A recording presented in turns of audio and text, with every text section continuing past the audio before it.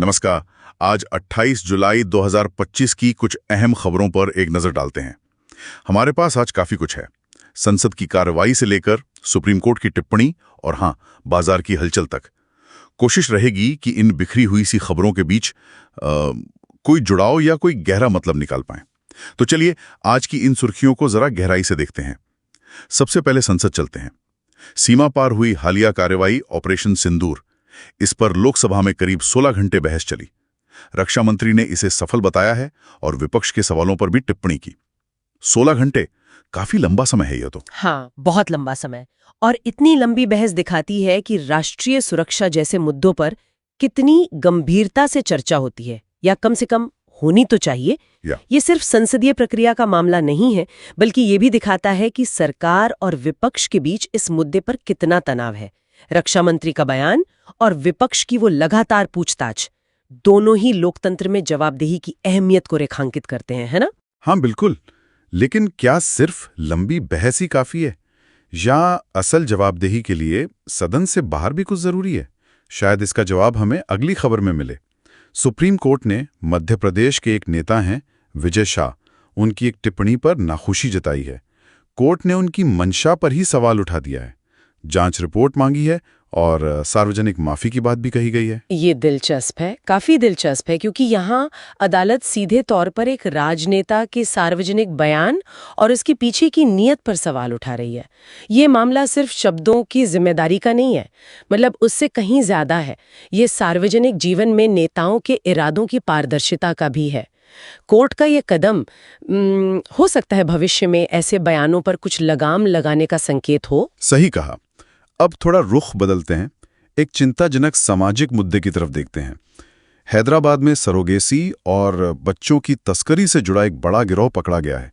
इसमें एक डॉक्टर समेत 10 लोग गिरफ्तार हुए हैं। ये घटना तो बहुत दुखद है, और ये सिर्फ एक अपराध नहीं है जैसा आपने कहा। ये सरोगेसी के कानून और नैतिकता से जुड़े गहरे सवाल खड़े करती है।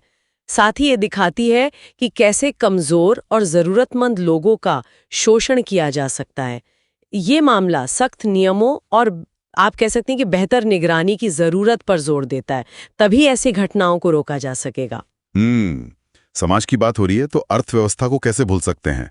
कॉर्पोरेट दुनिया से एक बड़ी खबर है। टीसीएस को लेकर कंपनी ने करीब 12,000 कर्मचारियों को निकाला है और इसका असर शेयर बाजार पर भी तुरंत दिखा। टीसीएस के शेयर लगभग 2% गिर गए। क्या ये सिर्फ एक कंपनी की बात है या कुछ और संकेत मिल रहे हैं यहाँ? नहीं, ये सिर्फ टीसीएस तक सीमित नहीं लगता। देखिए, आईटी सेक्टर में इतनी बड़ी छटनी, ये निश्चित तौर पर अर्थव्यवस्था और रोजगार बाजार पर असर को लेकर चिंता तो पैदा करती ही है। और निवेशकों की जो प्रतिक्रिया है, यानी शेयरों में गिरावट, वो इसी चिंता को दर्शाती है। और एक और बात देखिए, बाजार का मुख्य सूचकांक निफ्टी 50, वो भी एक अहम तकनीकी स्तर 50 डीमा कहते हैं जैसे, उसके नीचे आ गया है।